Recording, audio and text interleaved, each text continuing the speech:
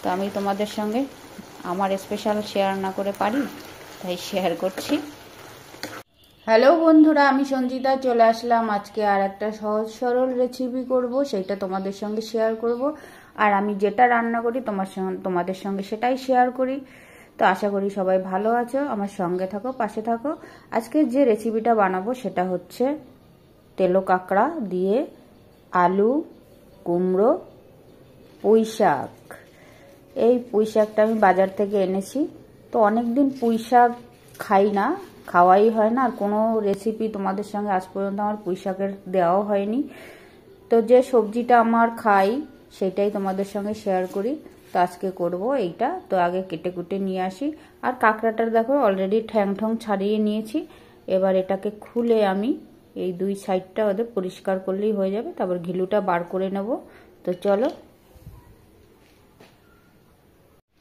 পুঁই শাক কাটতে দেখো আমার কোনো বটি, কোনো ছুরি কাঁচি কিছু দরকার নেই। দেখেছো, দোকানদার বলেছিল এত কচি নেবেন, আমি বলছি হ্যাঁ কচিটাই নেবো। এই দেখো, দেখেছো? তো আমি হাত দিয়েই কেটে নিচ্ছি। এই যে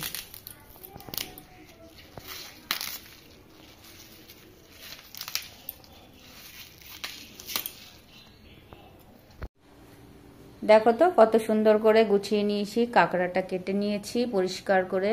আর এদিকে দেখো পুঁই শাকটাকে ধুয়েও নিয়েছি কেটে, কুমড়ো কেটে নিয়েছি, আলু কেটে নিয়েছি, আর বেশ কয়েকটা কাঁঠালের দানা। মাছি আসছিস কোথা থেকে কাঁকড়ার গন্ধে? যাই হোক, চলো এবার উনানের কাছে যাওয়া যাক। চলে এসেছি আমি, কড়াই চাপিয়ে দিয়েছি, গ্যাসও ধরিয়ে দিয়েছি। এবার দিয়ে দেবো সর্ষের তেল, কাঁকড়াটা ভাজবো।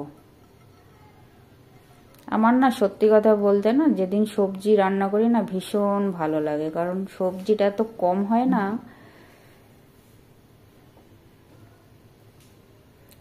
তোমরা হয়তো ভাববে যে কি সবজি দেখায় রান্না। তো দিয়ে দেবো কাঁকড়া,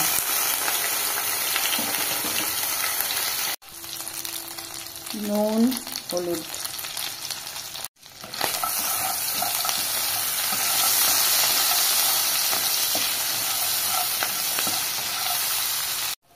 কাঁকড়াটা ভাজা ভাজা হয়ে গেছে, দেবো আলু, কাঁঠালের দানা, কুমড়ো, কাঁচা লঙ্কা। ভালো করে একটু মিক্সিং করব।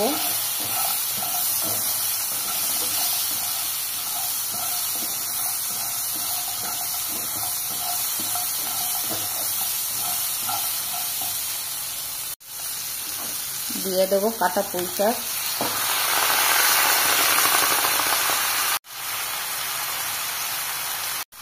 দিয়ে দেবো জল,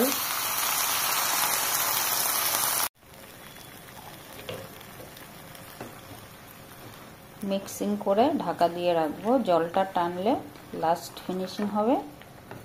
পাঁচফোড়ন, সর্ষের তেলে সাম্বাড়া তড়কা। এবার ঢাকা দিয়ে দেবো, ডাটাগুলো সিদ্ধ হবে। যেটা তোমাদের সঙ্গে বলছিলাম সেটা হচ্ছে সবজি তো আমার ঘরে খাওয়া হয় না, খাই আমি একা, কিন্তু যখন আমার সবজি হয় না মনে হয় যেন এটা তোমাদের সঙ্গে শেয়ার করতেই হবে। তোমরা হয়তো কেউ কখনো খাওনি, যেমনি আমি খাইনি। আচ্ছা, আমি খাইনি বলতে এই যে পুঁই শাক, এটা যে আমি কবে করেছি নিজের ঘরে বলতেই পারবো না। তো যেহেতু আমি আজকে নিজে বাজারে গেছিলাম, তো আমি নিয়ে আসলাম। এনেছি কিন্তু অল্প একটু, যাতে করে ওয়েস্টও না হয় আর খাওয়াও হয়ে যায়। ঢাকা দিয়ে রাখবো।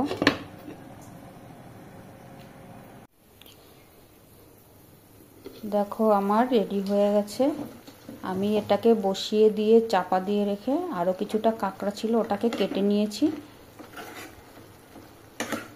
একদম পারফেক্ট সিদ্ধ হয়ে গেছে। একটু ঘেটে ঘুটে দিলেই একদম মাখো মাখো হয়ে যাবে।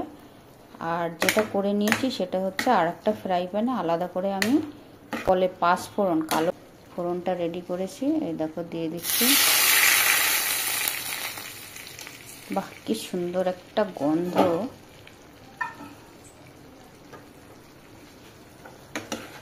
কাঁকড়া যেহেতু, আলাদা করে আর কিছু দেওয়ার দরকারই নেই। আর ফোড়নটা না দিলে তো নয়। এই ফোড়নটা লাস্টে, মানে আমি যেটা করি, শেষের দিকে যদি ফোড়ন দেওয়া হয় সেই ফ্লেভারটা খুব সুন্দর হয়। তো দেখো, তৈরি হয়ে গেল স্পেশাল, আমার কাছে স্পেশাল। তো আমি তোমাদের সঙ্গে আমার স্পেশাল শেয়ার না করে পারি, তাই শেয়ার করছি। চলো সার্ভ করে দেবো।